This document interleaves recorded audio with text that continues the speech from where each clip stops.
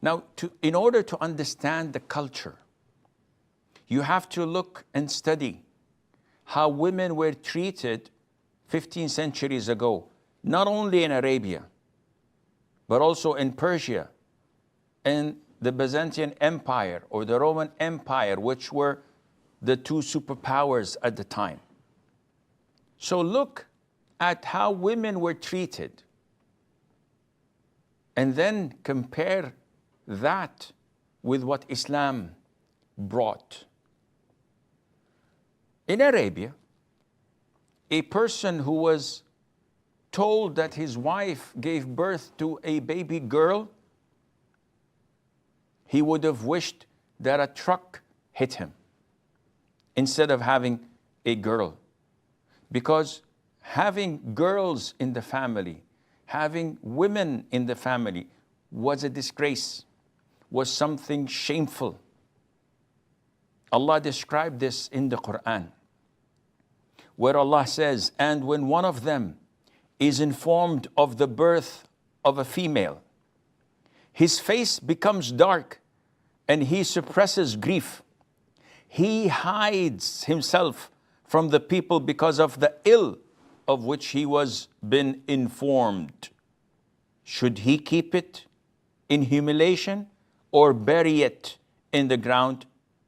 Unquestionably, evil is what they decide."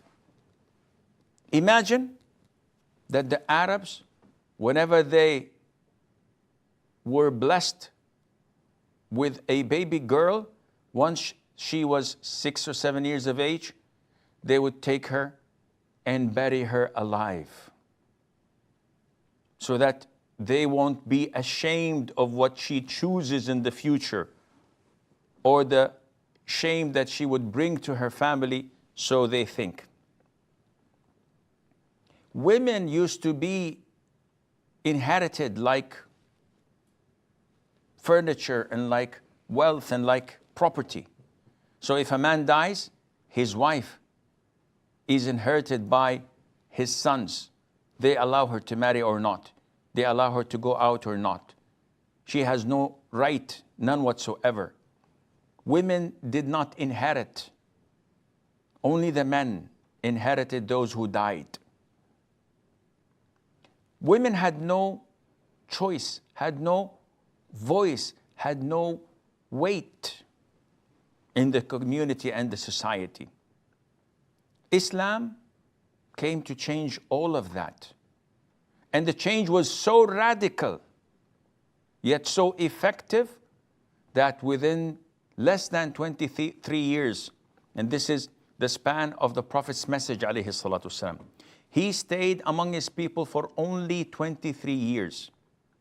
And with the grace of Allah, managed to overturn such false beliefs 180 degrees.